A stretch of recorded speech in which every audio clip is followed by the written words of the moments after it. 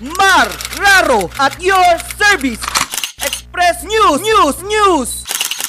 Inihahanda na ng Bureau of Jail Management and Penology sa San Jose District Jail ang isang Christmas tree na kung tawagin ang mga ito na Santa Pick a Wish o isang uri ng wishing tree sa San Jose Occidental, Mindoro. Sa panayam ng tagapagbalita kay Jail Senior Inspector Brian Ian Paul Ranyada, Jail Warden ang nasabing pasilidad na ituan niya isang proyekto o programa ng kanilang kagawaran para sa mga person deprived of liberty o PDL na nasa ilalim ng kanilang pangangalaga. Ang naturang Santa Pick a Wish project ay may mga nakasabit na mga sulat mula sa mga PDL na humihiling sa mga taong willing magbigay. Tulad halimbawa ng hiniling ng isang PDL ay sabong pampaligo at personal hygiene dahil kaya yun ang hiniling nito ay wala siya nito na kailangan niya. Ang isa pa ay dahil karamihan sa mga PDL ay hindi nadadalaw ng kanilang mga mahal sa buhay dahil unay kapos sa pinansyal at may iba pang kadahilanan ng mga ito. Noon anyang nakarang taon ng Pasko ay 100% ng kahilingan ng mga PDL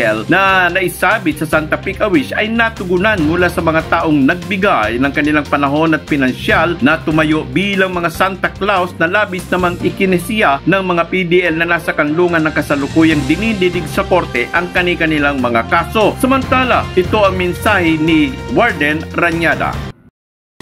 Inaanyayahan ko po ang mga tagapakinig po ni Kuya Mar na sana po tatakilikin po itong ating version 2 po o ating second year ng Santa Pick a Wish na kung saan po dito po nakalagay yung ating mga wish o mga munting hiling po ng ating mga persons deprived of liberty sa darating po na Pasko upang sama-sama po natin masaya o mabigyan ng saya din po ang ating mga kapatid nandito sa loob po ng Bahay Kanlungan sa maliit na halaga po or maliit na kahilingan po nila.